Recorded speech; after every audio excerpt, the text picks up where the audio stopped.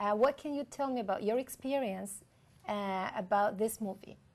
Well, The Living Matrix, it has some wonderful presenters and speakers in it. Lynn McTaggart, who is the author of The Field and the Intention Experiment. Rupert Sheldrake, who speaks about morphogenetic fields, and many people sort of find a connection between that and critical mass, you know, as we hit certain levels in the planet and a certain number of people pick up a level of awareness than the rest of the world does.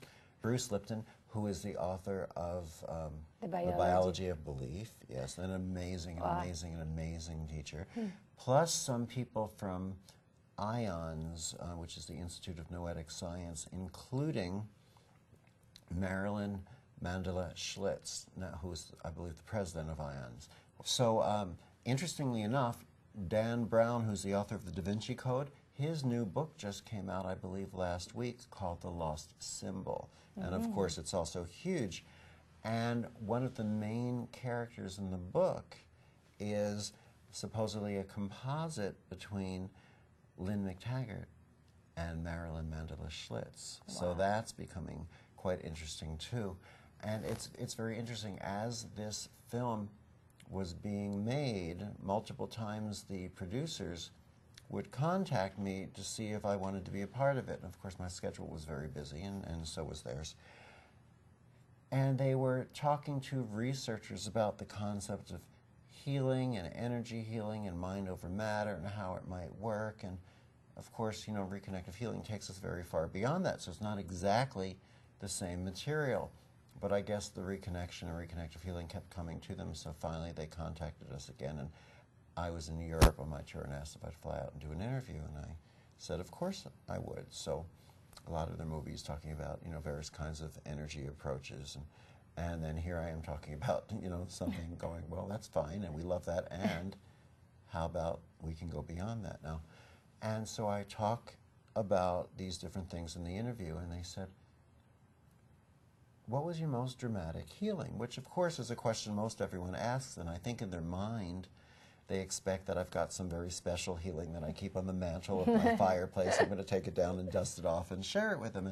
And it's not that way. The reality is that whatever time you ask me what was my most dramatic healing, it's truly always the most recent one. So they said, what was that? And I explained.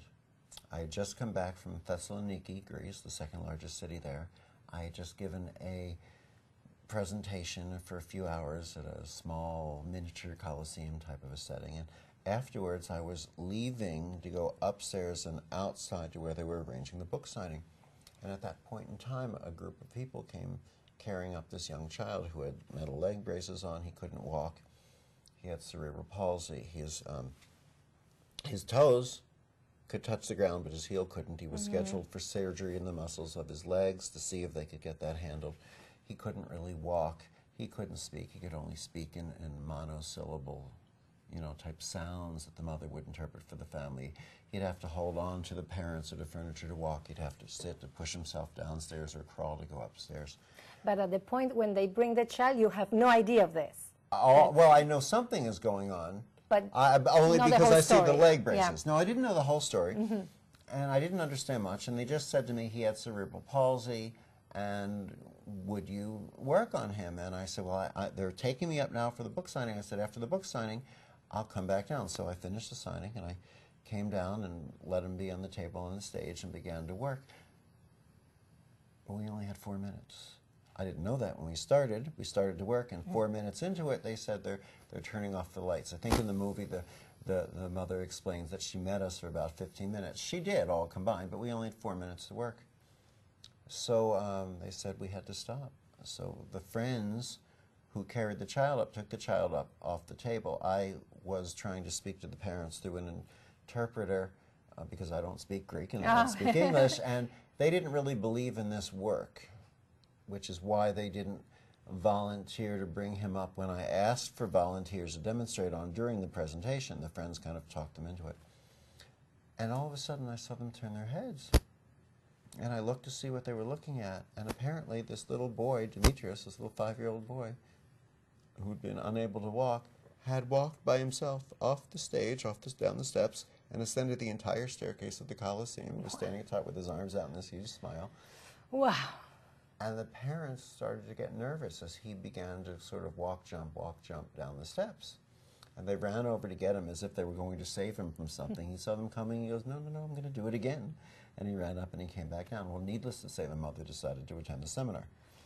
I said, why don't you bring little Demetrios down, because we're giving the seminar in Athens, and you can share the story with the people there. And she said the strangest thing. She said, I don't want parents to get up false hope.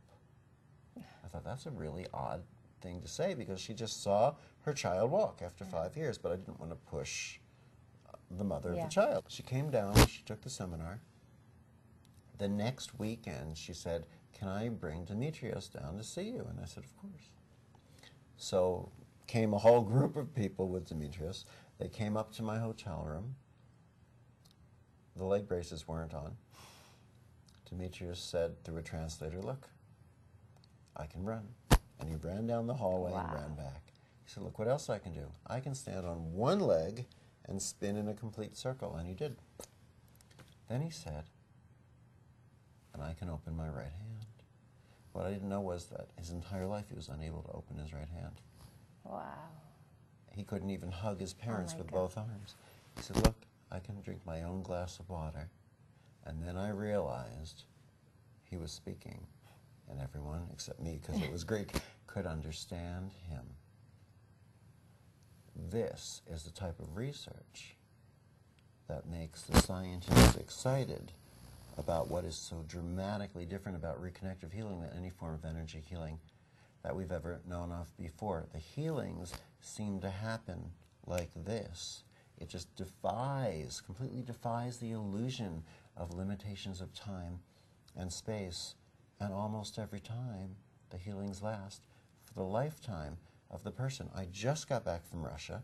While I was there in Russia, I gave 2 presentations. One big presentation in Moscow, but before that, I was in St. Petersburg with Dr. Konstantin Korotkov, who's an internationally I know him. Renowned researcher. Fine.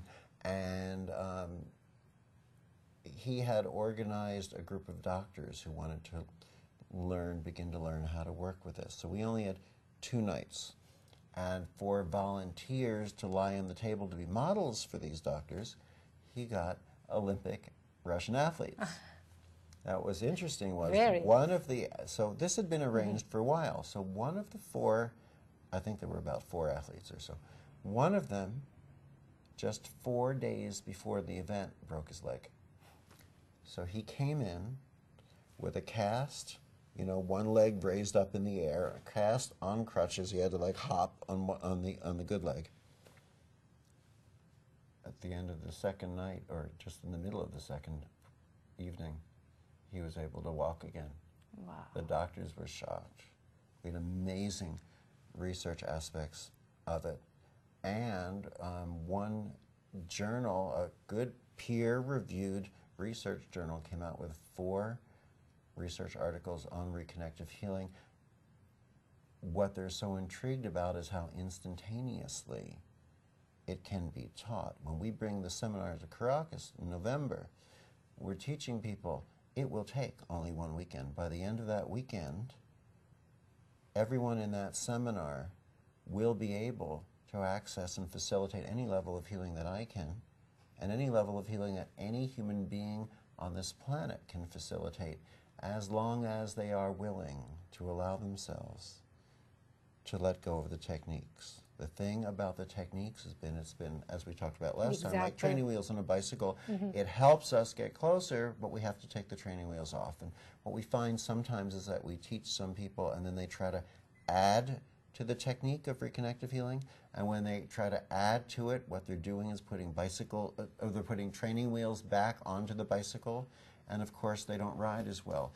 So when you're looking for someone who does reconnective healing, the way to know that you're going to someone who brings it through the best is when you're going to someone who does not use any more training wheels, who doesn't add to it, who doesn't try to make it more than it is, and who doesn't do any energy healing techniques any longer, because they've allowed themselves that ego-free space of transcending the technique. Yeah.